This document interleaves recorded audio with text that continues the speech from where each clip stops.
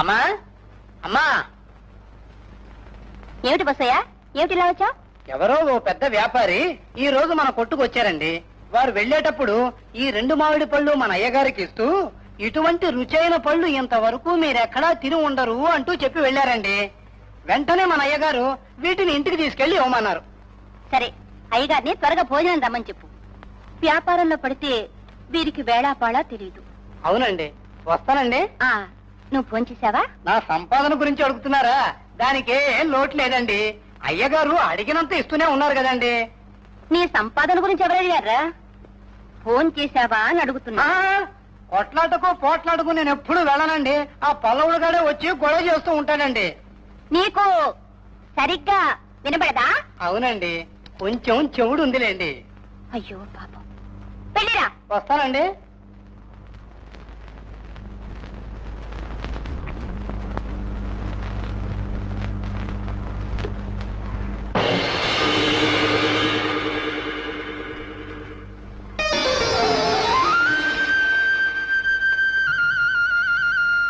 అమ్మా అమ్మా,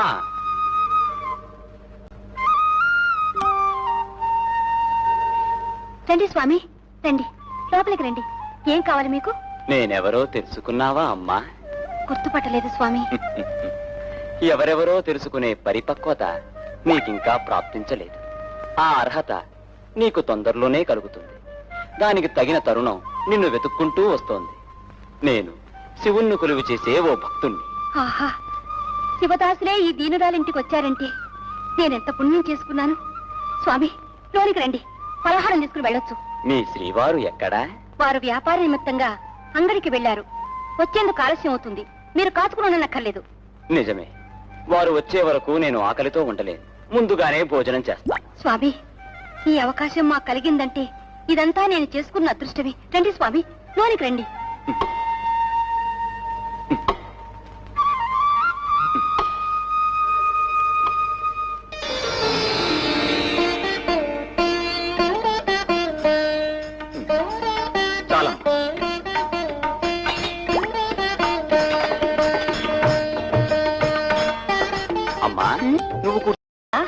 అంతే కదా?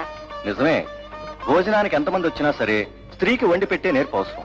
లేకపోతే మగవాడి పరువు బయటపడిపోతుంది. కొంచెం ఉండండి, ఇప్పుడే వస్తాను.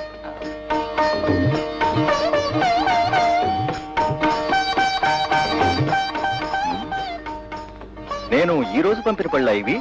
అవును. ఈ పళ్ళు నేనే తీసుకురమ్మని చెప్దాం అనుకున్నాను. నువ్వే తీసుకొచ్చి వడ్డించావు. కట్టుకున్న వారి మనసిరిగి అది నెరవేర్చడమేగా ఇల్లాల విధి. నువ్వు అటువంటి బుద్ధిమంతురాలు అని తెలిసే కదా నేను నిన్ను పెళ్లి చేసుకున్నాను. ఫోన్ చేయండి. అబ్బా, మామిడి పళ్ళంటే మీకింత ప్రియమని నాకెప్పుడూ తెలియదు. ముఖ్యంగా మీరు ఈ పంటనే ఎంతో ఇష్టపడతారనుకుంటా. ఇష్టమే పోనా, తీపంటేనే నాకు మహాప్రీతి. అందులో మామిడి పండంటే చెప్పలేనంత ఇష్టం. అందులోనూ ఈ పండును చూశా, ఎంత రుచికరంగా ఉంది. ఏది, దీనితో పాటు ఇంకో పండు కూడా ఇచ్చి పంపానే, అది తీసుకురా. ఇంకొక పరమా? ఏమిటి భోనా? లేదు, అది మరి ఏం లేదు, తీసుకొస్తాను.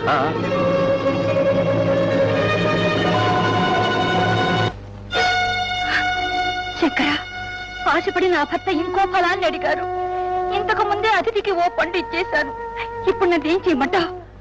పన్ను లేదని చెప్పనా? ఆ మాట నేను చెప్తే వారు నా మీద ఆగ్రహంతో ఇంకో విధంగా నన్ను భావిస్తారు. ఆపవాదు నేను సరిపోయే వరకు నన్ను పీడిస్తూనే ఉంటుంది. తండ్రి, ఇప్పుడు నువ్వే నన్ను రక్షించాలి. వారు ఆశపడి అడిగిన ఫలాన్ని నువ్వు ఎలాగైనా ప్రసాదించు. నా మాట నిలబెట్టు.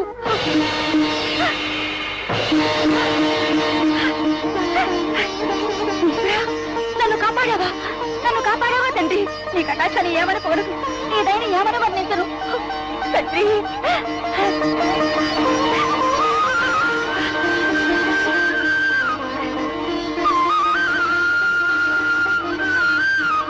ఇదిగో ఫలం, మీరు తినండి. నువ్వు 2 ముక్కలు తిను. కాదు, ఈ ఫలాన్ని తెచ్చింది మీకోసం. ఏ, నువ్వు తినకూడదా? ఎదురుగా మీరు తింటూ ఉంటే నాకు తృప్తిగా ఉంటుంది. సరే, నేనే తింటాను. ఎంతో ఆశపడి అడిగారు. అదే కాకుండా ఈ పండు ఆ అమృతంతో సమానమైంది. మరి అపురూపమైన ఈ ఫలాన్ని ఎంతో ప్రీతితో మీరు తింటూ ఉంటే నేను పొందే ఆనందం ఉంది, అది ఆ ఈశ్వరుని ఒక్కడికే తెలుసు. భువన, నువ్వు చెప్పినట్టే ఈ పండుందే అమృతంతో సమానంగానే ఉంది. మొదట తిన్న మామిడి పండు కంటే రుచిలో ఈ పండు 10,000 రెట్లు అధికంగా ఉంది. ఇంతవరకు నా జీవితంలో నేను తిన్న మామిడి పండ్లలో ఇంత మధురమైన రుచి నేనెప్పుడూ ఎరగను. ఒకే జాతికి చెందిన 2 మామిడి పండ్లను కదా నీకు నేను పంపించాను. అందులో ఒకదానికొకటి రుచిలో ఎందుకింత భేదంగా ఉన్నాయి? నన్ను మీరు క్షమించాలి. ఇప్పుడు మీరు రెండో మారు తిన్న పండుంది, అది కుర్రాడి చేత పంపించింది మాత్రం కాదు. ఏమిటి, నేను పంపించిన పండు కదా? ఏమంటున్నావు భువనేశ్వరి?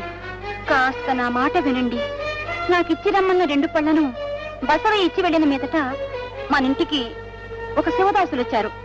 వారికి భోజనం పెట్టేటప్పుడు అందులో ఒక పండు వారికి పెట్టాను. మీరు వచ్చిన తర్వాత మిగిలిన ఒక ఫలాన్ని మీకు పెట్టాను. దాన్ని తిన్న తర్వాత మీరు ఇంకొక పండు తీసుకురా అని ఆశపడి అడిగారు. నేనేం చెయ్యాలి? జరిగింది మీతో ఏమని చెప్పాలి?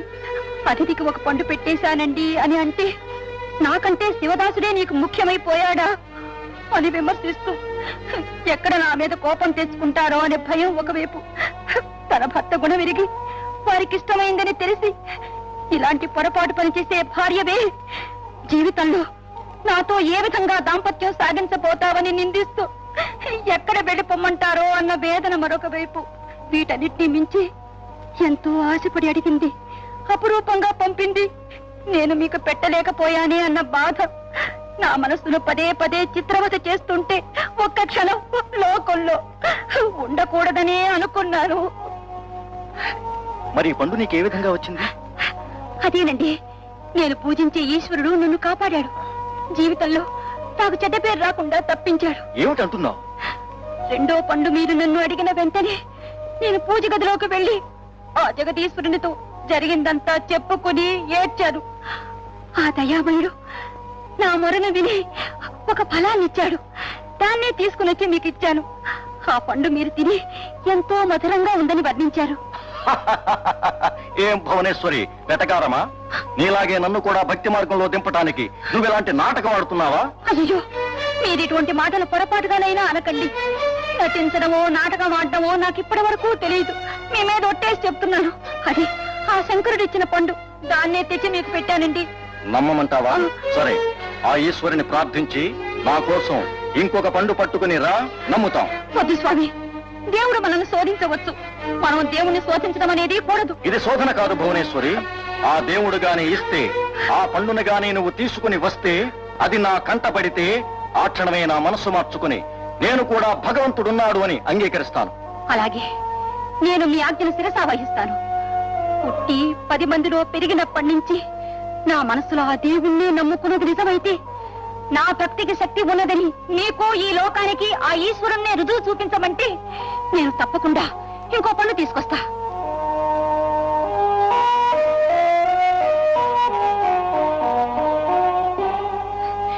ఈశ్వర, ఇంకొక పన్నును తక్షణమే నీ వద్ద నుండి పట్టుకురమ్మని వారు ఆజ్ఞాపించారే.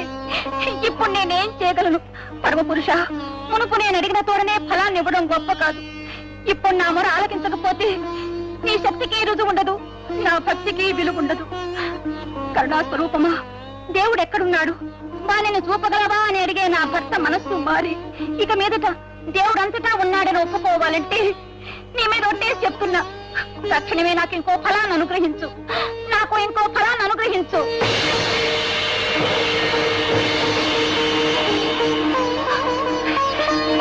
జీవా, ఈశ్వరా, నీ కరుణ అనంతం, నీ కరుణ అనంతం.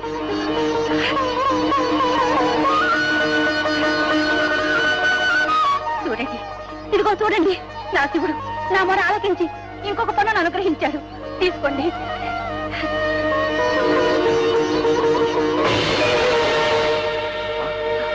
అవునా? ఏమిటిది? పండు వెంటనే మాయమైపోయింది. ఇంకొక పండును దేవుణ్ణి అడిగి పట్టుకునిరా, మేము చూస్తామనే కదా మీరన్నారు. ఆ ప్రకారమే ఫలాన్ని మీరు చూశారు. వెంటనే మనం దేన్నైతే కోరుకుంటామో దాన్ని మాత్రం అనుగ్రహించడమే కదా ఆ శివుని విధి. ఇప్పటికైనా దేవుడున్నాడన్న వాస్తవం మీకు అర్థమైందా? ఇక మీద దేవుడు ఎక్కడున్నాడు, వాణ్ణి చూపగలవా అని మీరు అడగకుండా ఉంటారా? లేదు భువన, లేదు. ఇప్పుడు ఇంకెవరిని దేవుడు ఎక్కడున్నాడు అని నేను ఎప్పుడూ అడగబోను. నమ్మకంతో మనస్ఫూర్తిగాను ఆ దేవుణ్ణి పూజిస్తే ఆ శివుడు మనకెప్పుడూ తోడుగా ఉంటాడనే మాట నీ ద్వారా పరిపూర్ణంగా తెలుసుకున్నాను. సత్య ప్రమాణంగా అంటున్నాను, నువ్వు మానవ స్త్రీవి కావు, మానవలోకానికి దేవత, కులవేలుపు, దైవానుగ్రహం పొందిన దానం. మహిళాలోకానికే దేవతగా విరాజిల్లే నువ్వు ఓ పుణ్యాత్మురాలు. నువ్వు ఉండే స్థలం ఓ కోవెల, ఆ కోవెల్లో కొలువైంటున్న నువ్వు ఓ దేవత. ఆ పరిస్థితుల్లో నువ్వు నా భార్యవు కావు. నిన్ను తాకటానికి కూడా నాకు అర్హత లేదు. నీ పేరు ఉచ్చరించడానికి కూడా నేను అనర్హుణ్ణి. నా మనస్ఫూర్తిగా అంటున్నాను, ఈ క్షణం మొదలు నిన్ను మా ఇంటికే ఒక వేలుపుగా తలచి పూజిస్తానే తప్ప నా భార్యగా నేను అంగీకరించలేను. నా అపరాధాలు క్షమించు. ఇంతకు ముందు ఏమైనా నేరాలు చేస్తుంటే నన్ను క్షమించు, నన్ను క్షమించు, నన్ను క్షమించు. అయ్యో స్వామి, దేవుడా.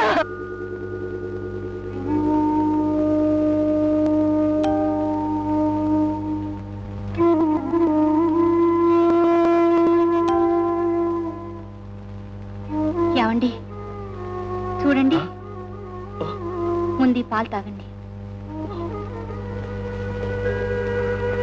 మా కులానికి దేవతగా నిన్ను భావించిన మీదట ఇంకా నువ్వు నాకు పరిచయం చేయటం న్యాయం కాదు.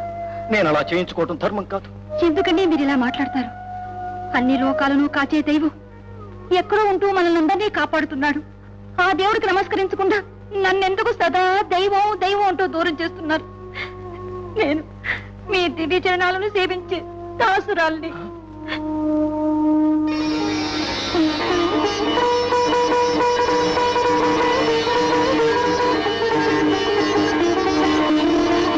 నా చేతులెత్తి నిన్ను ప్రార్థిస్తున్నాను. నా కాళ్ళు తాకొద్దు. దైవానుగ్రహం పొందిన నీ దివ్య హస్తాలతో నాకు సేవలు చేస్తూ నన్ను పాపాత్మని చేయొద్దు. మరీ మరీ అర్థిస్తున్నాను. ఇవి చేతులు కాళ్ళు, కాళ్ళు అనుకుని నేను నిన్ను వేడుకుంటున్నాను. నాకు సేవలు చేయొద్దు. బ్రహ్మదత్త, దేవుడెక్కడ? వాణ్ణి చూపించగలవా అని అడిగావే. ఇప్పుడు వాని మహిమను చూశావా? మానవ రూపంలో ఒక పిల్లను సృష్టించి ఆమెను నీకు భార్యను కావించి ఇప్పుడు ఆ భార్యను దేవతగా మార్చి నిన్నే చిత్రమైన పరిస్థితుల్లో పడవేశాడు. చూశావా? ఇదేనయ్యా ఆ దేవుని విలాసం. ఇప్పుడు నీ నిర్ణయం ఏమిటి? దేవతా స్వరూపురాలైన భువనేశ్వరితో సంసారం సాగిస్తావా? వీల్లేదు. అలా ఎన్నటికీ జరగకూడదు. భువనేశ్వరిని భార్య అన్న మాట ఈ క్షణం నుంచి మరిచిపో. ఇక్కడే ఉంది. ప్రతి క్షణం బాధపడటం కంటే ఎక్కడికైనా వెళ్ళిపో.